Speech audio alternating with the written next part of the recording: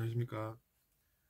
이번 시간에는 우리가 상대방이 다 가진 것 같을 때 우리는 어떤 생각을 해야 하는지 한번 또 알아보겠습니다. 내 마음의 눈은 어찌 그런 것을 보나.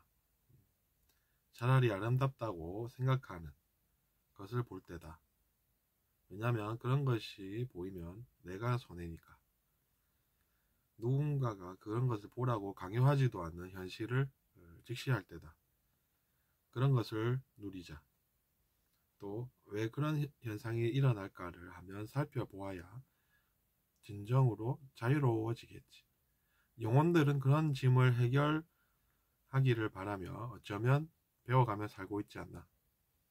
그것이 자신의 내면의 문제니까. 그래서 좋은 것을 배운다. 어찌하면 되는지 생각하며 라고 한번 써보았던 글이 있습니다. 그러니까 이제 상대방이 모든 것을 다 가진 것 같다고 하는 환상을 우리가 어떻게 깰 수 있느냐가 주제가 됩니다. 근데 생각해 보면 여러분, 그렇게 생각을 하면 상대방이 어떤 반응을 보일 것 같습니까? 내가 그렇게 다 가졌나? 하면서 오히려 좋아하죠. 그러니까 우리는 그렇구나 라는 사실을 이제 눈치를 챕니다. 그러니까 그건 정답이 아니라는 것이죠. 그럼 우리가 정답을 스스로 알아봐야 되겠죠.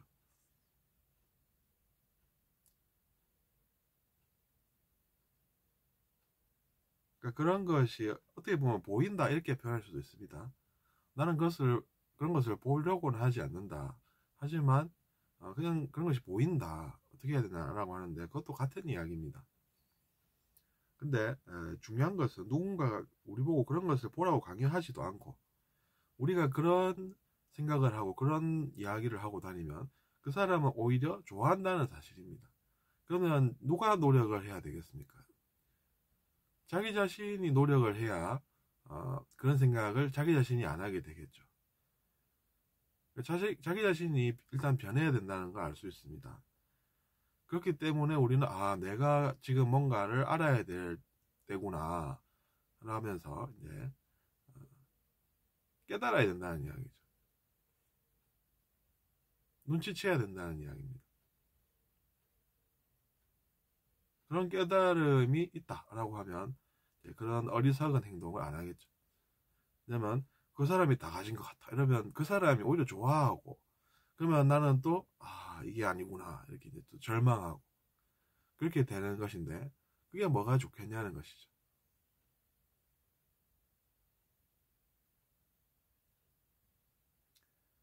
그리고 생각해보면 이제 그런 것은 자기 자신이 뭔가를 배워서 변해야 될 때다라는 것도 아울러서 말씀드렸다시피 우리가 잘 알아야 됩니다. 안 그러면 그런 생각에서 우리 자신이 어떻게 벗어나겠습니까? 어떻게 변하겠습니까? 뭐라도 하나 배워야지 변하겠죠. 그걸 우리가 잘 알아야 됩니다. 영혼이라고 하는 존재들은 원래 그런 것입니다. 그러니까 배움이라고 하는 것이 그런 뜻이 있다는 이야기입니다. 우리가 그냥 뭐 학교에서 배우는 지식들, 그런 지식들도 배움이라고 표현을 하지만 영혼의 배움이라는 것도 있습니다. 그 영혼의 배움은 자기 자신이 그 배움을 아직 얻지 못한다 하면 그런 환상에서부터 자신이 자유롭지 않은 그런 것입니다. 물론 그것을 배우려면 많은 세월이 필요합니다. 아직 그 영혼이 그것에 대해서 잘 모른다고 하면 그것을 배우는 데는 시간이 걸립니다. 하지만 사실 모든 것이 다 그렇습니다. 그것만 다른 게 아닙니다. 배움에는 노력이 필요하고 시간이 필요한 것입니다. 그냥 상대적으로 좀 차이가 나서 그렇지 다른 것은 아닙니다. 근데 그걸 또 이상하게 생각을 하면 그것만 이상하게 오래 걸리는 것 아니냐, 문제 아니냐 이런 이제 의식을 가진 타락한 의식이 존재할 수 있고 그걸 또 듣는 영혼이 있을 수 있다는 것은 문제입니다. 그러니까 그런 것은 우리가 안 들을 줄 알아야 되는데 지금 현재는 그런 게 들릴 수 있다는 것이죠. 그러니까 우리는 무엇이 필요하냐라고 하면 한마디로 한 단어로 표현하면 구원이 필요하다. 이렇게 이제 말할 수도 있는 것이죠. 이렇게 말할 수도 있는데 그렇게 말하지 않을 수도 있습니다. 또 여러분. 근데 누군가가 야 구원이라 그러면 기독교의 전유물 아니냐? 그럼 기독교 아닌 사람은 어떻게 되냐? 이렇게 이제 타락한 의식이 또 이야기를 할 수가 있습니다. 그렇게 해서 사람들 괴롭게 할 수 있습니다. 근데 그걸 또 안 들을 줄 알아야 되는데 들린다는 게 문제가 또 되는 것이죠.